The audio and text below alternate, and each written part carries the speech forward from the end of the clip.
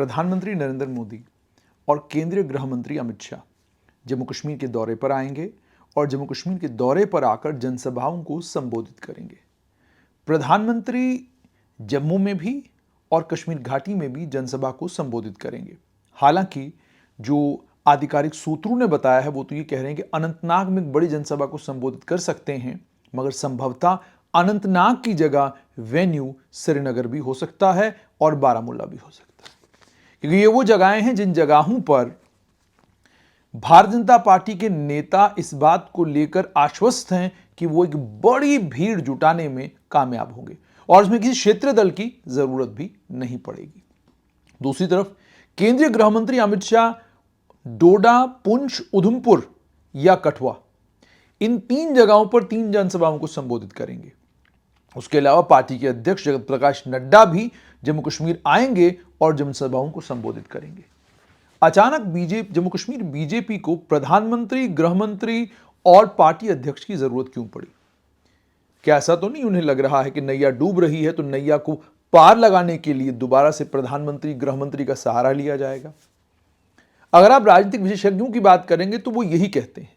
वो कहते हैं कि जो एंटी इनकम्बेंसी इस समय जम्मू कश्मीर में है और जिस नाराजगी का सामना भारतीय जनता पार्टी को करना पड़ रहा है, उस नाराजगी का एकमात्र इलाज बीजेपी को यह लग रहा है कि प्रधानमंत्री और गृह मंत्री को जम्मू कश्मीर बुलाया जाए, वो बड़ी जनसभाओं को संबोधित करेंगे और पार्टी के पक्ष में एक माहौल बनेगा। ये पार्टी के नेताओं का मानना है।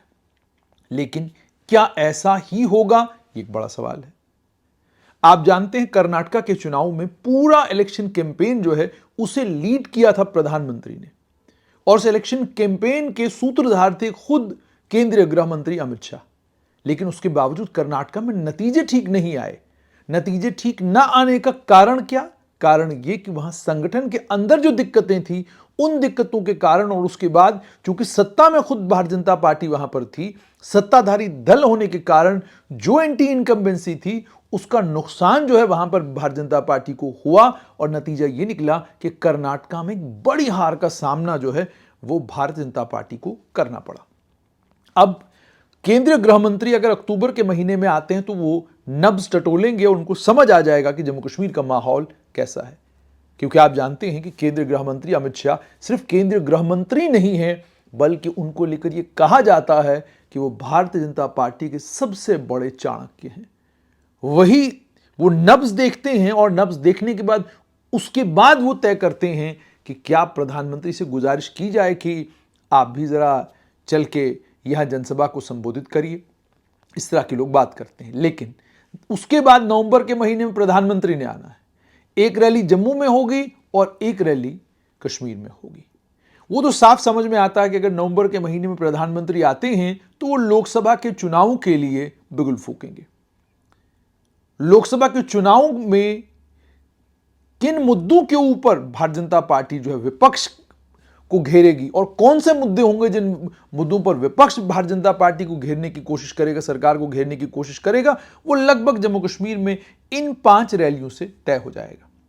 लेकिन भारतीय जनता पार्टी के जम्मू कश्मीर के नेताओं की केंद्रीय गृह मंत्री के साथ एक लंबी चौड़ी बैठक के बाद, फिर उसके बाद पार्टी अध्यक्ष के साथ, जो राष्ट्रीय अध्यक्ष उनके साथ एक लंबी चौड़ी मुलाकात, उन मुलाकात 2 दिन तक लगातार मुलाकातें होना, उसके बाद लगता है रूपरेखा तय की गई है।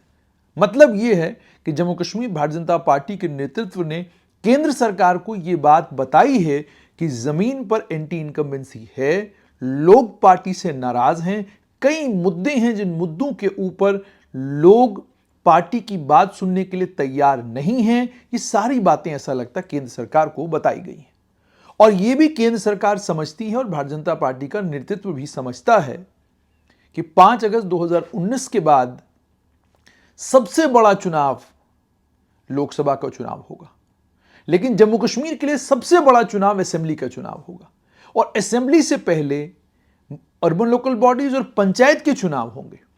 और अगर इन दोनों चुनावों में बीजेपी सुकड़ गई तो अच्छे संकेत देश में नहीं जाएंगे, ऐसा पार्टी की लीडरशिप का मानना है। सूत्र कहते हैं, सूत्र ये भी कहते हैं कि अब पार्टी को लग रहा है कि अब जम्मू कश्मीर की इन हालात और इन परिस्थितियों के बीच में केवल एक आदमी है जो पार्टी की नैया को पार लगा सकता है, और वो है प्रधानमंत्री नरेंद्र मोदी। अब प्रधानमंत्री नरेंद्र मोदी जम्मू कश्मीर आएंगे, जाहिर सी बात है, आप इस वक्त भी जानते हैं कि प्रधानमंत्री की जो अपनी उनकी पॉपुलैरिटी है उसका कोई मुकाबला नहीं। और जहां तक केंद्रीय गृह मंत्री का ताल्लुक है, उनका अपना एक रोल है। लेकिन यह बात तो तय है कि जम्मू कश्मीर भारतीय जनता पार्टी को जमीनी हकीकत का पता है। उसी जमीनी हकीकत को ध्यान में रखते हुए पार्टी ने अब इन मुश्किल हालात से बाहर निकलने के लिए प्रधानमंत्री नरेंद्र मोदी और केंद्रीय गृह मंत्री अमित शाह का सहारा लिया है। देखना यह होगा कि इन दोनों बड़े नेताओं के जम्मू कश्मीर आने के बाद क्या माहौल में कोई बदलाव आता है, या ये सिर्फ और सिर्फ 2024 के लोकसभा के चुनावों के लिए तैयारी होगी। ये इसका कोई लेना देना जम्मू कश्मीर के पंचायत, अर्बन लोकल बॉडीज और असेंबली चुनावों से नहीं होगा। वहीं पर कुछ सूत्र तो यहां तक कह रहे हैं कि आप जम्मू कश्मीर के असेंबली के चुनाव 2026 के बाद ही देखेंगे।